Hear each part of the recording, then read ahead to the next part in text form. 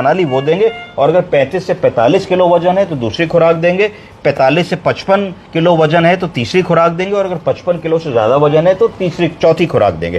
तो इसका मतलब 35 से कम वालों की खुराक अलग हो गई, 35 से 45 वालों की अलग हो गई, और 45 से 55 वालों की अलग हो गई, 55 या 60 के ऊपर वालों की फिक्स खुराक हो गई जो चलेगी। तो अब अगर हम एक एडल्ट डोज की बात करते हैं जहां वजन 55 किलो से ज़्यादा है, अगर हम एडल्ट्स को डील कर रहे हैं तो कोई एडल्ट जनरली ऐसा नहीं आएगा जिसका वजन 55 किलो से कम हो, जनरली सबका होगा, एक 5% 10% पॉपुलेशन को छोड़ दीजिए। तो उस स्थिति में जो रिफेम्पिसिन की डोज आएगी वो आएगी 600 मिलीग्राम। कितनी आएगी? 600 मिलीग्राम। तो इसका मतलब एक एक्यूरेट 4 की गोली में 150 मिलीग्राम है। कितना है? 150। हमें चाहिए 600। कितनी गोली खिलानी पड़ेगी? 4। ठीक, तो इसका मतलब है कि एक्यूरेट 4 की 4 गोली पड़ेंगी किसको? जिसका वजन 55 किलो से अधिक है। अब आइसोनियाजाइड की एक गोली में 75 मिलीग्राम होता है और इनको चाहिए 300 एडल्ट को, तो इसका मतलब 4 गोली इसकी भी पड़ेंगी।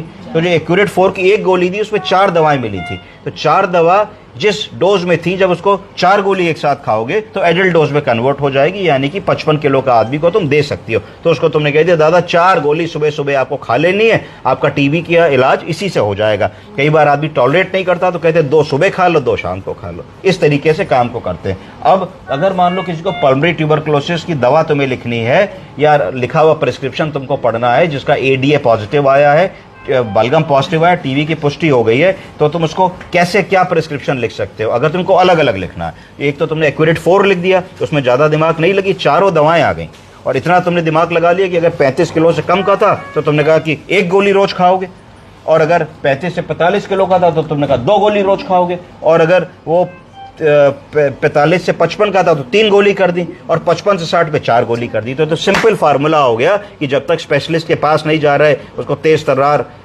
ओपिनियन नहीं मिल रही, तब तक आपने कम से कम उसका काम चला दिया। अब बारी आती है कि अगर हमको उसको अलग अलग दवाएं लिखनी है, कॉम्बिनेशन नहीं लिखना चाहते, तो हम कैसे लिखेंगे? तो उस स्थिति में हम लोग टैबलेट आर्सेनिक्स लिखेंगे 600/300। क्या लिखेंगे? 600/300। आर्सेनिक्स 600/300, जिसमें 2 दवाएं होंगी। कौन सी? रिफेम्पिसिन 600 मिलीग्राम और आइसोनियाजाइड 300 मिलीग्राम दे देंगे। सुबह 8 बजे कह देंगे खा लो भैया, क्योंकि कई बार होता है कॉम्बिनेशन आदमी टॉलरेट नहीं करता, कहता है उल्टी हो रही है, मछली हो रही है, हम इतना दवा नहीं खा पाएंगे। फिर पायराजिनामाइड 1200 मिलीग्राम, उससे कह दोगे दोपहर के खाने के बाद खा लो। पायराजिनामाइड 1200 मिलीग्राम कब खाओगे? कि भाई आप 12-1 बजे जब खाना खाते हो तब खा लो। इथेम्ब्यूटॉल 800 मिलीग्राम कह दोगे रात के खाने के बाद खा लो। साथ में मॉक्सीफ्लॉक्सासिन एक ड्रग हम लोग और ऐड करेंगे जो एंटीबायोटिक है, पर एंटी ट्यूबरकुलर एक्शन बहुत अच्छा है। 400 मिलीग्राम हमने कह दिया कि भाई ये एक रात में सोते समय इवनिंग में खा लेना। बेनेडॉन की गोली 20 मिलीग्राम की आवश्यक है हर ऐसे प्रिस्क्रिप्शन से ऐड करना, हम लोग ऐड कर देंगे। इतना प्रिस्क्रिप्शन हम अलग अलग लिख सकते हैं। अब थोड़ा सा ये पता होना चाहिए कि अगर मरीज जो है वो कंप्लेंट कर रहा है आपको